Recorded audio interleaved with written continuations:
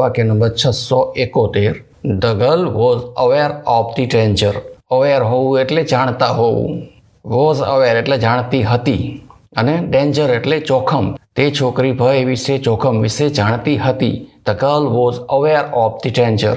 વાક્ય નંબર 672. She used to be a very shy girl.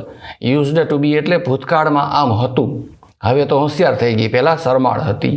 શાય એટલે શરમાળ, વેરી શાય એટલે બહુ શરમાળ. ગર્લ એટલે છોકરી. She used to be a very shy girl. તે ખૂબ જ શરમાળ છોકરી હતી પહેલાં. વાક્ય નંબર 673. I have to put the baby to bed.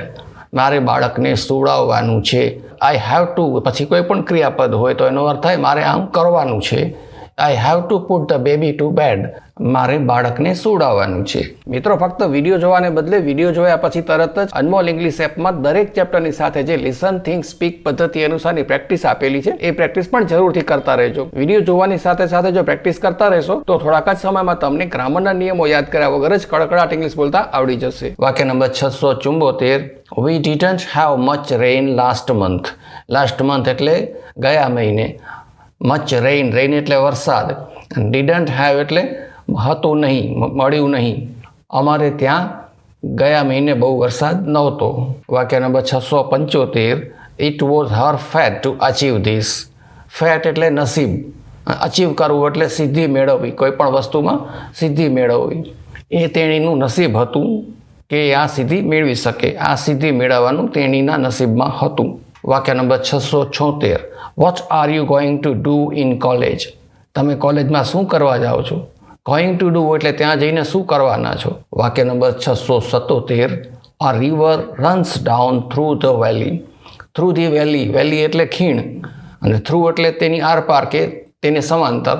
Runs down વહે છે.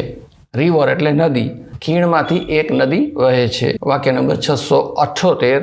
I heard someone call my name from behind. From behind પાછળથી. કોલ માય નેમ એટલે મારું નામ કોઈ બોલ્યું. સમવન એટલે કોઈક. હર્ડ એટલે સાંભળ્યું. હિયર એટલે સાંભળવું, એનું ભૂતકાળનું રૂપ છે હર્ડ, સાંભળ્યું. જો હિયર એટલે HEAR, હિયર એટલે સાંભળવું થાય, અને HERE હિયર એટલે અહીં. વાક્ય નંબર 679.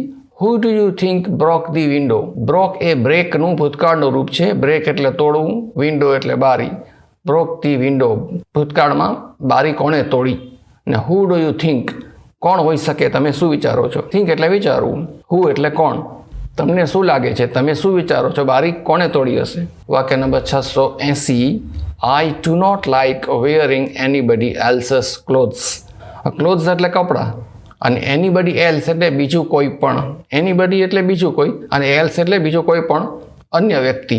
અને વિયર કરવું એટલે પહેરવું. આઈ ડુ નોટ લાઇક પસંદ નથી કે ગમતું નથી. I do not like wearing anybody else's clothes. મને બીજા કોઈના કપડાં પહેરવાનું પસંદ નથી, ગમતું નથી.